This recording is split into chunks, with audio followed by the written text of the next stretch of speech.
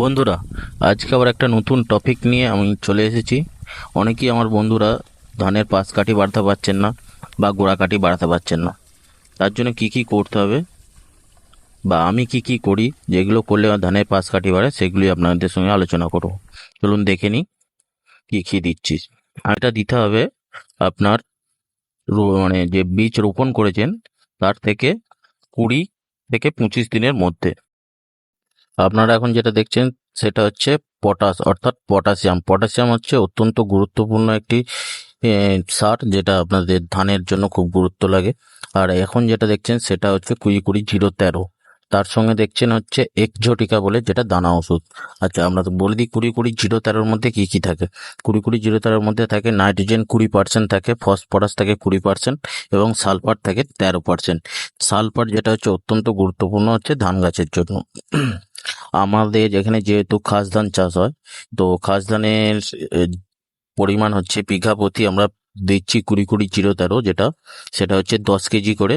এবং যেটা হচ্ছে পটাশিয়াম অর্থাৎ পটাশ, যেটাকে আমরা বলি গোদা বাংলা ভাষায় পটাশিয়াম অর্থাৎ পটাশ, তো সেটা দিচ্ছি আমরা হচ্ছে 10 কেজি করে, বিঘা প্রতি 10 কেজি।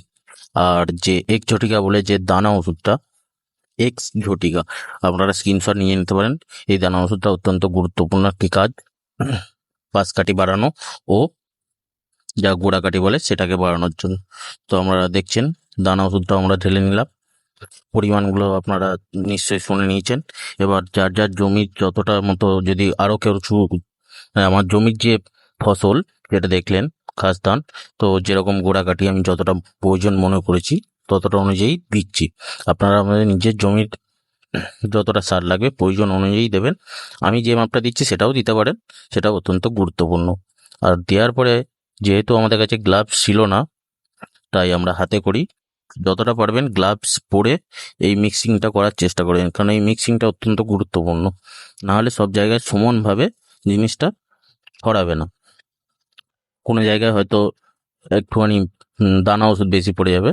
তো যেটা করবেন এটা কিন্তু বাড়ি থেকেই করে নিয়ে যাবেন, তাহলে খুবই ভালো হয়। দেখছেন ভালোভাবে মিক্সিং করা হচ্ছে। এই মিক্সিংটা হচ্ছে অত্যন্ত গুরুত্বপূর্ণ একটি। তো দেখুন আমাদের চলে এসেছি মাঠের মধ্যে, তো ছড়ানো হচ্ছে। আর বলে রাখি, ধানের পাশ কাঠি বাড়াতে গেলে জমি কিন্তু এরকম পরিষ্কার রাখতে হবে। পরিষ্কার না থাকলে কিন্তু রোগ পোকার আক্রমণ অনেক বাড়বে। দেখতে পাচ্ছেন জমিতে কিন্তু একটাও ঘাস নাই। তো আমাদের যে সার সেটা ছড়ানো হচ্ছে। আমার পাশ কাঠি এবছর অত্যন্ত কম হয়েছে, তাই একটু বেশি করেই সার দেওয়া হচ্ছে। তো আপনারা কোথা থেকে দেখছেন সেটাও কমেন্টে জানাবেন, এবং কতটা করে সার দেন আমার যদি কিছু ভুল হয়ে থাকে সেটাও আমাকে কমেন্টে জানিয়ে দেবেন। ধন্যবাদ।